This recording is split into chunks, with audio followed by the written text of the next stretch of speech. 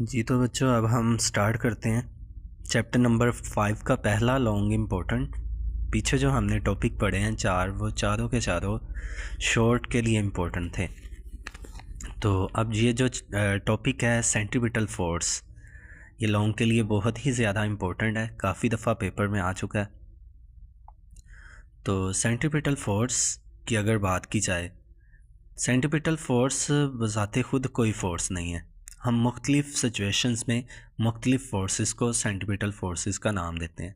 जैसे कोई भी ऑब्जेक्ट जब ज़मीन के गिर्द घूम रहा होता है तो वो किस वजह से घूमता है?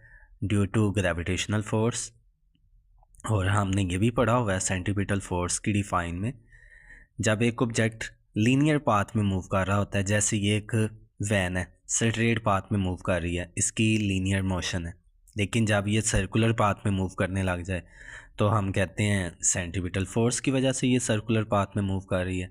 मीन्स इसकी डिफ़ाइन क्या है सेंट्रीपिटल फोर्स की? इट इज़ द फोर्स, ये एक ऐसी फोर्स है which bends the normal straight path, जो कि एक नॉर्मल सीधे पाथ को किस में कन्वर्ट कर देती है? Into a curve path. तो ऐसी फोर्स को हम नाम देते हैं सेंट्रीपिटल फोर्स। तो ग्रेविटेशनल फोर्स ही क्या है? Centripetal force. इसके अलावा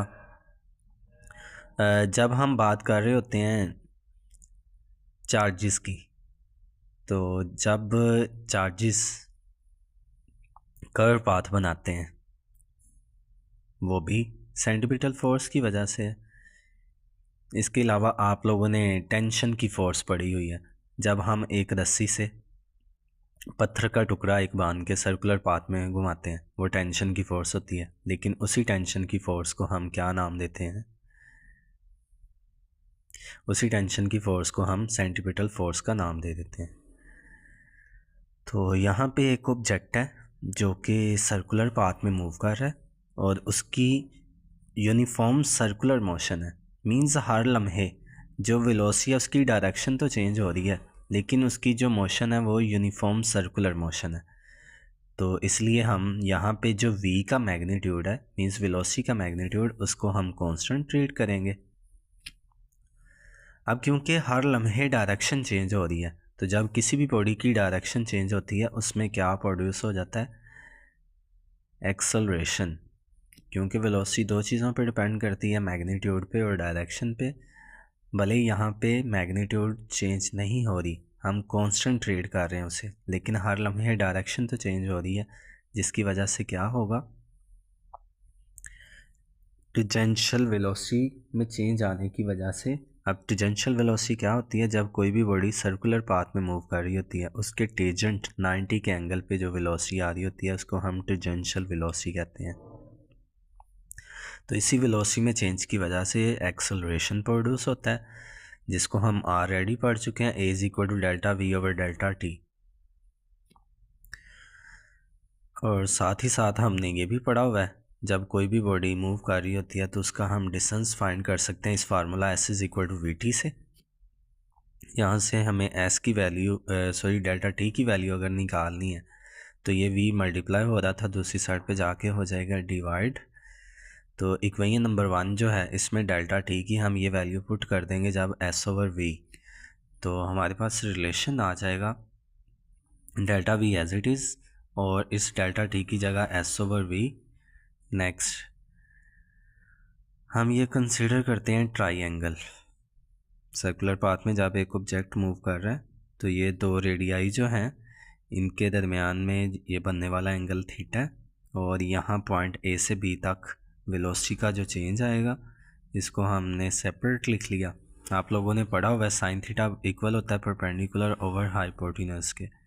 तो थीटा के सामने परपेंडिकुलर होता है विच इज़ डेल्टा वी, और यहाँ पे बनेगा एंगल 90 डिग्री। 90 डिग्री के सामने होगा हाइपोटेन्यूज। तो अब क्योंकि हमने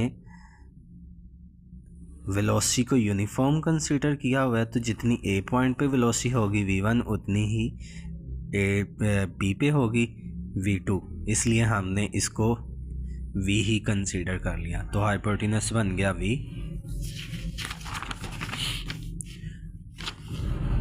नेक्स्ट अगेन हम अब यहाँ पे आर्क लेंथ और रेडियस के लिए भी कंसीडर करेंगे दोबारा से साइन फंक्शन।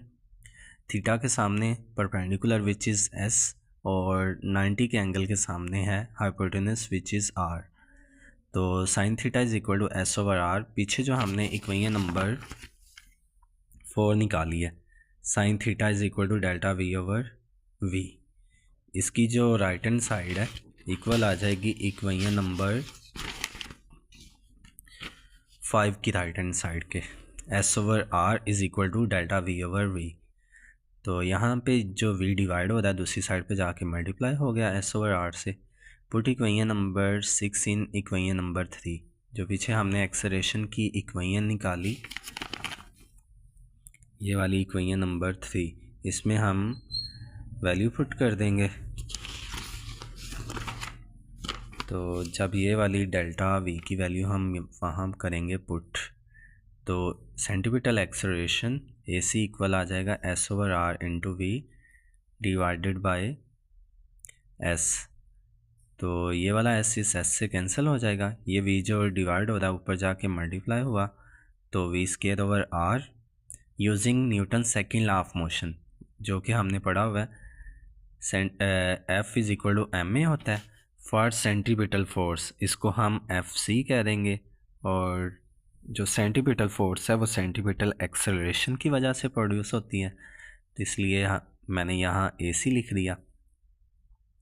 अब ये जो इक्वेशन नंबर निकाली है 7, इसको इस इक्वेशन नंबर 8 में पुट कर देंगे, तो ये हम एज इट इज़ आ जाएगा AC की जगह ये वाला v स्क्वायर ओवर r। तो ये जो आप लोगों ने डायरेक्ट फार्मूला पढ़ा था 9th की फ़िज़िक्स के चैप्टर 3 में, उसे हमने यहाँ पे कर लिया प्रूफ। अब यहाँ पे ये v स्क्वायर है लीनियर वेलोसिटी।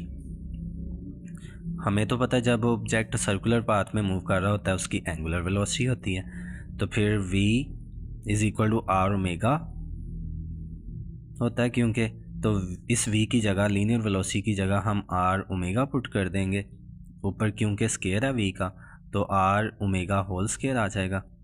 r का स्क्वायर लग ओमेगा स्क्वायर लग डिवाइडेड बाय r, एक r से कट जाएगा, तो f c is equal to m r omega square. तो ये सेंटीपिटल फोर्स का फार्मूला है in terms of angular velocity.